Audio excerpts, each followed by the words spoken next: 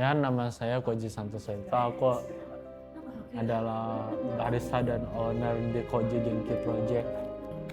Karena aku pengen anak istimewa bisa bekerja sama terinspirasi oleh teman SD yang barista juga. Ya, dia bekerja sebagai barista. Jadi aku mungkin mau seperti dia, aku bisa seperti dia gitu. Ya, bikin kopi terus bantu-bantu staff lain.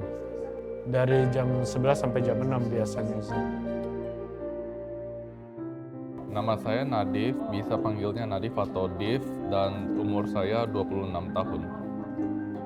Selama ini iya, baik mereka mendukung sama kebutuhan khusus saya dan kalian saya juga, dan mereka juga mendukungin ada urusan atau apa gitu. Kayak saya disuruh ada wawancara atau apa, saya ikutin aja yang menurut mereka itu baik buat diri saya sendiri gitu.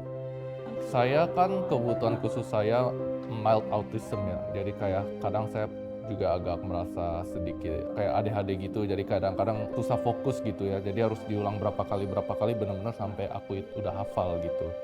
Emang sih sangat membosankan dan repetitif, tapi di akhirnya itu bisa saya biar benar-benar ngapal di dalam pikiran saya gitu kan, jadi saya biar gak stres-stres lagi, jadi harus diulang-ulangin terus gitu, jadi kayak pendukungan verbal lah secara seperti apa gitu.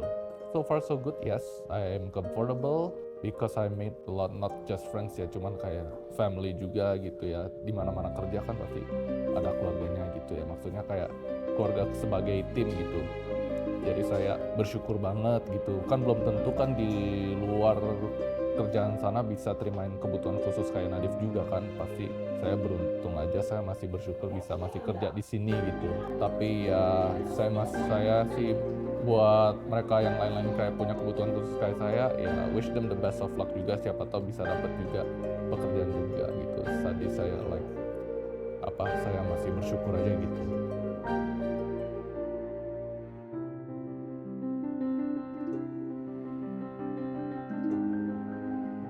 Alim, umur 24. Bener, dulu bener, enak, ame, enggak, ampang. Nama gue Mas Harik, 23 tahun.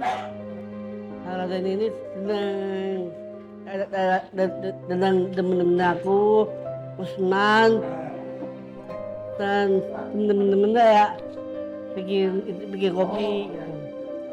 Senang bikin semua rame kayak kopi, bikin kayak kopi aren, kayak gula aren, lemon tea, teh tea, kopi legal.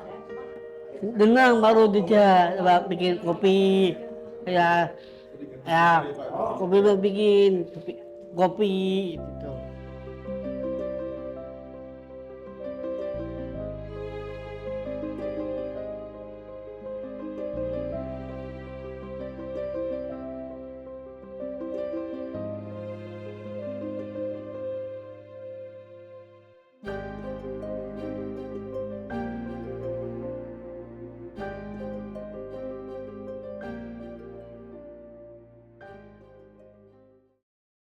Jadi sebetulnya istilah yang sekarang common dipakai atau lumrah dipakai adalah disabilitas intelektual, bukan keterbatasan mental, karena disabilitas intelektual kita anggapnya memang lebih equal gitu ya, karena membicarakan bagaimana orang dengan disabilitas intelektual, kecerdasan yang ada di rentang IQ di bawah rata-rata sebetulnya. Sementara kalau keterbatasan mental istilahnya lebih diskriminatif sebetulnya karena merujuk ke keterbatasan yang dimiliki oleh seseorang. Padahal ketika kita membicarakan disabilitas, sebetulnya kita membicarakan bahwa mereka sebetulnya sama, tapi mereka memang punya kondisi tertentu yang membutuhkan akomodasi atau dukungan tertentu. Kalau bicara tentang ketenaga kerjaan inklusif sih mungkin pada dasarnya adalah bagaimana kita bisa menyediakan lapangan kerja yang equal gitu ya, yang setara, artinya semua orang dianggap mereka punya potensi untuk bekerja tanpa kecuali gitu. Nah, kemudian kalau kita bicara soal inklusif tadi adalah berarti kita membuka kesempatan untuk teman-teman disabilitas untuk bekerja dengan segala kondisi mereka tanpa terkecuali. Itu artinya berarti kita juga harus menyediakan pendampingan, menyediakan dukungan, akomodasi yang mereka butuhkan ketika mereka masuk ke dunia kerja. Teman-teman di sini kan Down syndrome khususnya, mereka itu belajar dengan namanya positive affirmations. Biasanya kan kita kalau misalnya, oh ini salah, itu kita langsung ke negative affirmation. Tapi gimana caranya kita sebagai manager in charge atau teman-teman coworkers mereka itu harus mengubah mindset dan cara komunikasi di mana kita itu sekarang terbiasa dengan positive affirmations. Instead of saying no atau kayak you're wrong, kita lebih kayak that's good. Tapi kayaknya caranya lebih bagus begini deh. Memulai itu memang sulit, tapi the first step changes everything.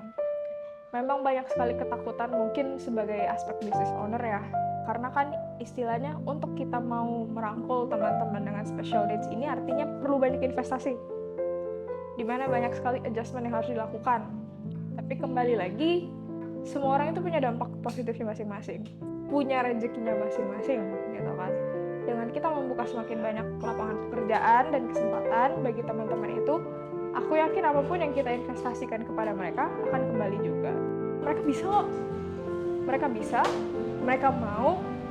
Kembali lagi ke kita, apakah kita juga mau merangkul mereka as a part of society, which they truly wait for that.